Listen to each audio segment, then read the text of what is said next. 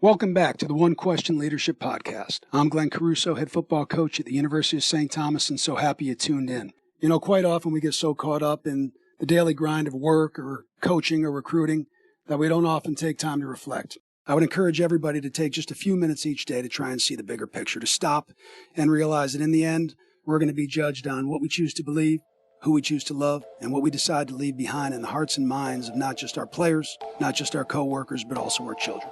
And remember, if we're doing it right, we're coaching football for life.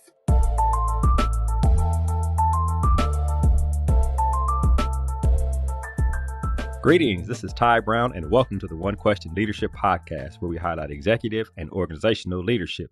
Be sure to follow us on Twitter and Instagram at 1Q Leadership. Our guest is Coach Ralph Isernia.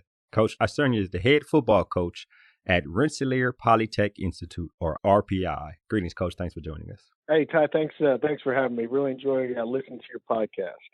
Great to be here.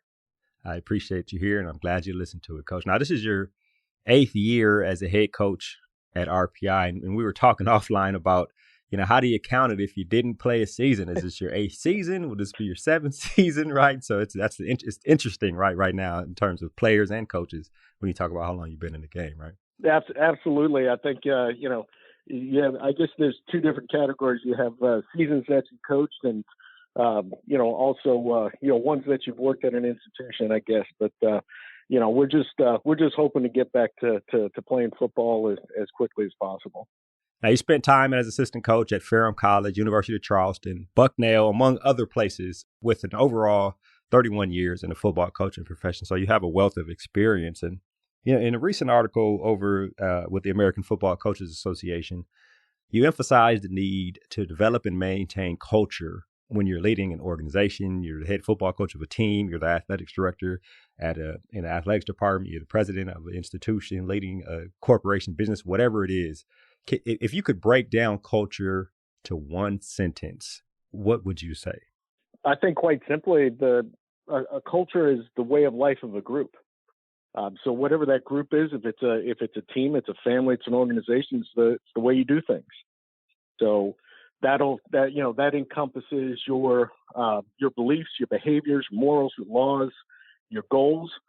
So it basically drives your organization. Now I remember back from my days in school, I don't know if they teach Latin anymore, but I know the root comes from basically means tend to the earth.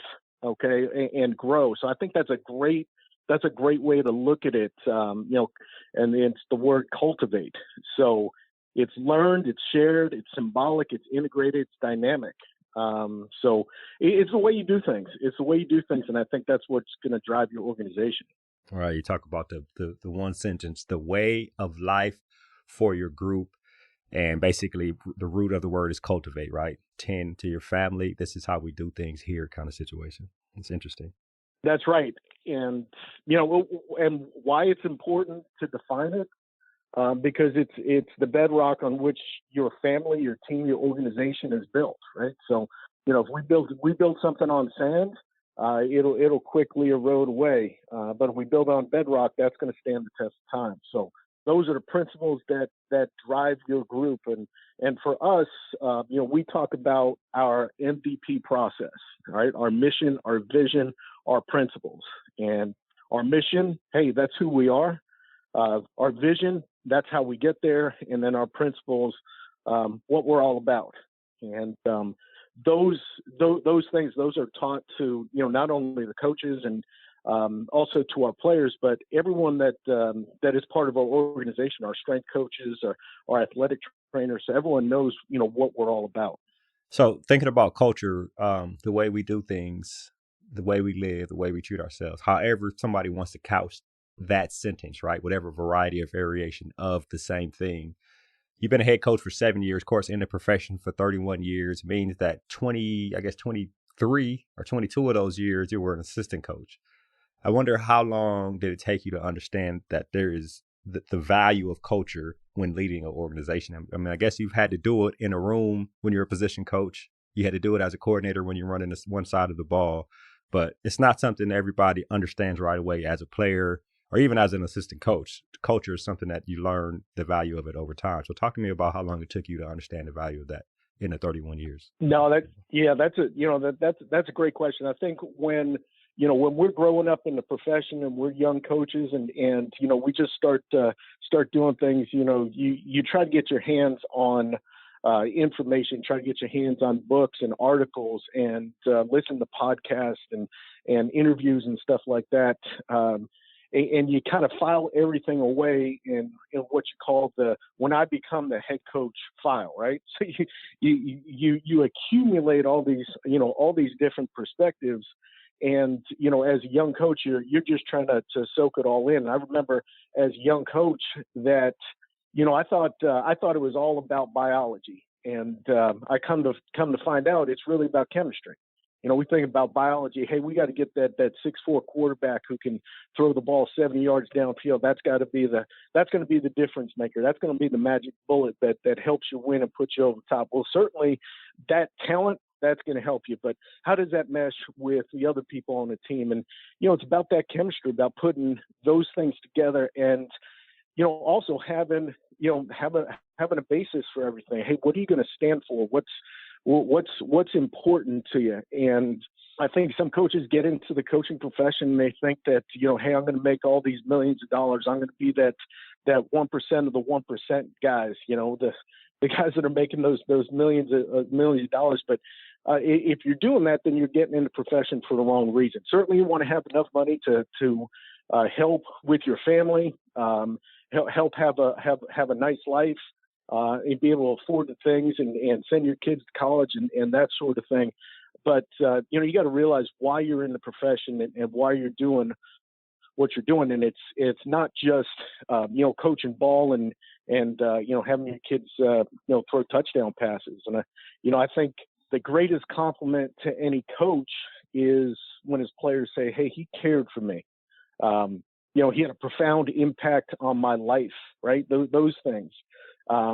We coached probably because we had a coach that was a huge impact on our life.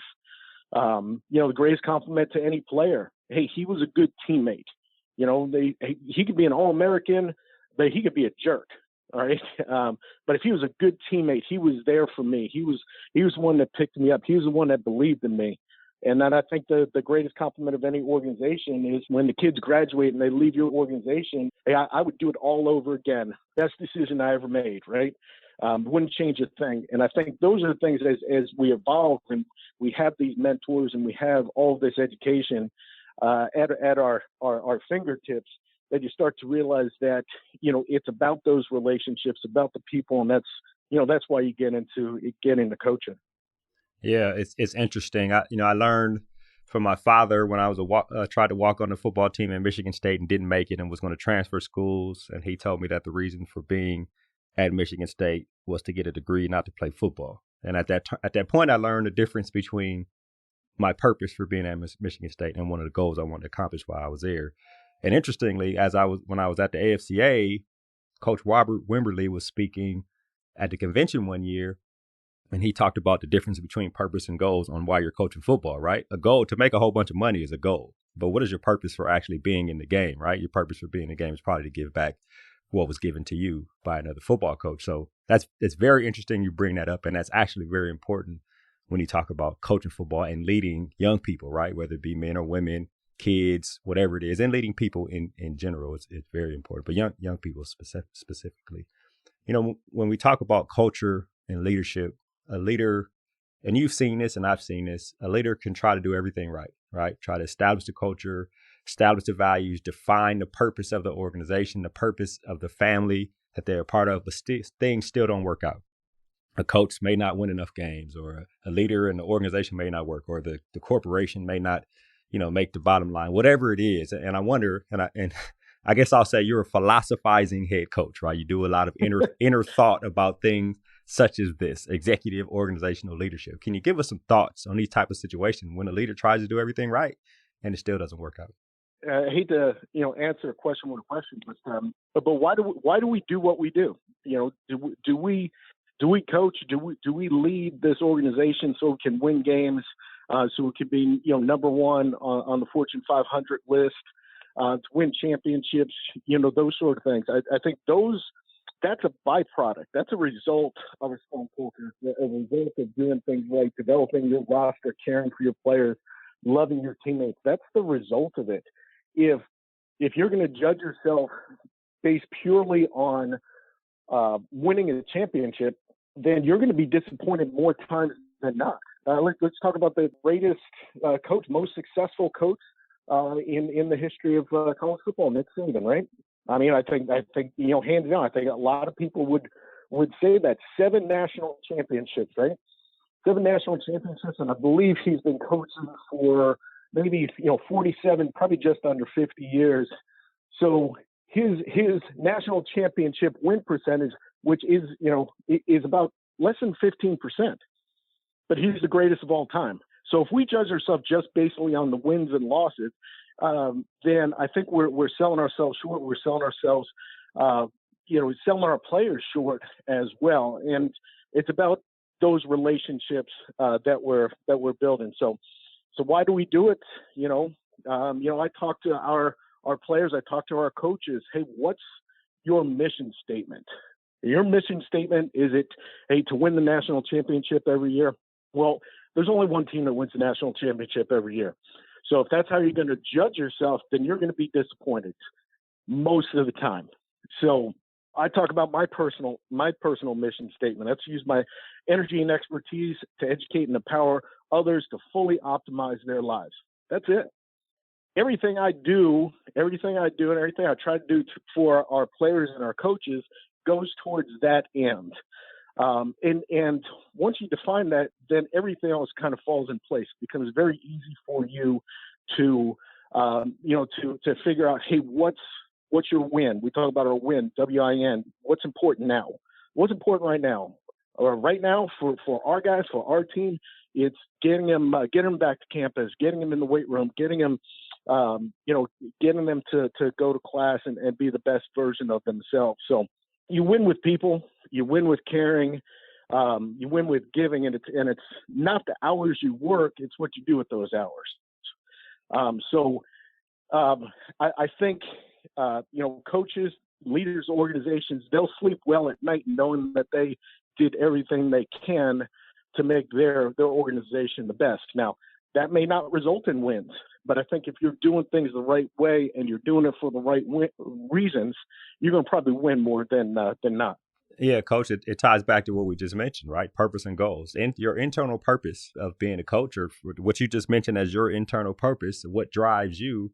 You could leave and not have won a game, won 1 or 2 games a season for 20 years. Now, in terms of accomplishing the goals you wanted to accomplish as a coach, maybe that wouldn't have been what you do. But you have executed your purpose, and you may feel good about yourself. And the people that you built relationships over that time will probably love you for it. But then you have those external goals, that the institution may want you to win a number of games. They want you, at certain schools around the country, you can win 7, 8, 9, 10 games a year, and they still are unhappy with you and let you go. Those are those external goals that you got to deal with. But internally, the purpose, what you're saying, is very important. What drives you, and you should be driven by whatever you're driven by on the inside, which would keep you happy, not those wins and losses. That's an excellent point, Coach.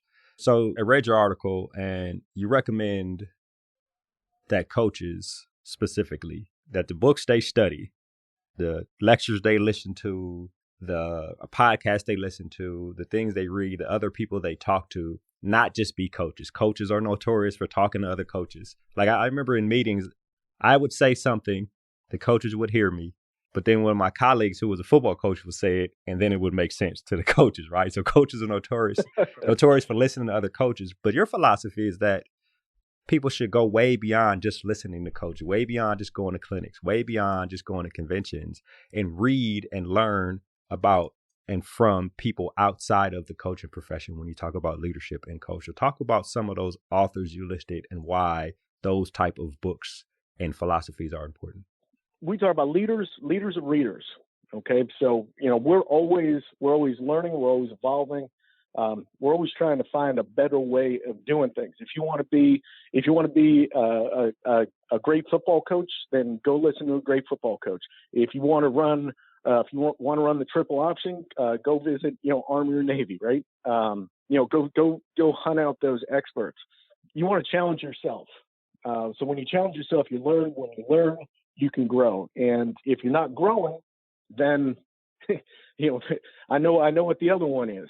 So it's less about philosophy and it's more about self-actualization. It's becoming the best version of yourself that you can possibly be, and then give that to others. I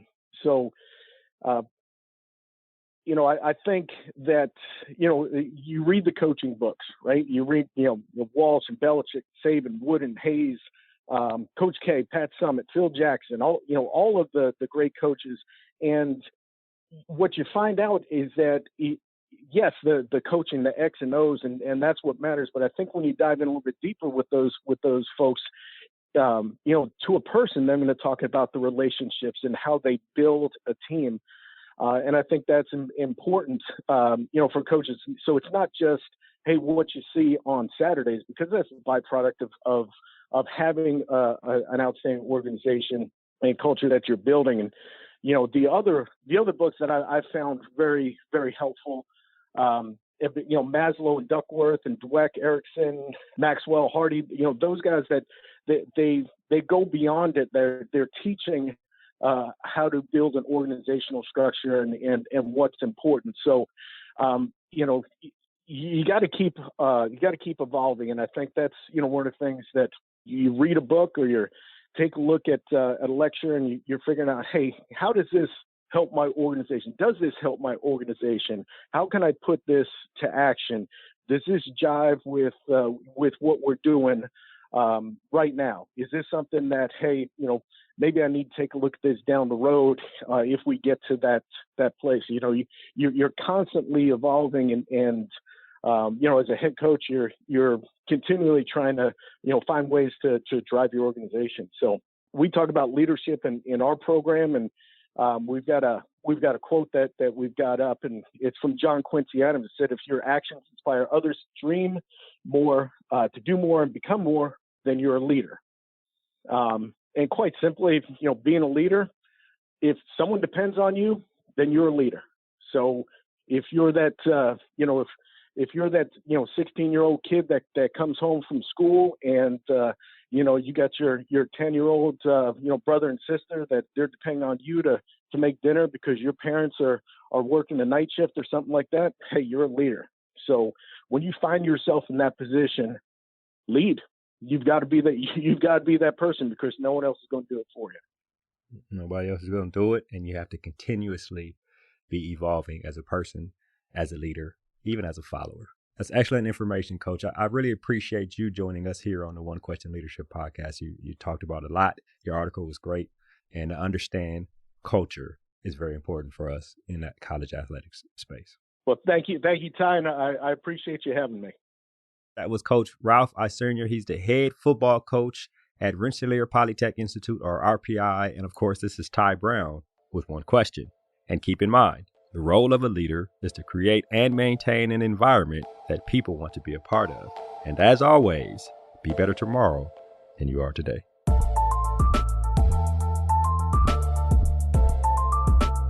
This episode of the One Question Leadership Podcast is produced by Spades Media Group, solving problems using creative leadership.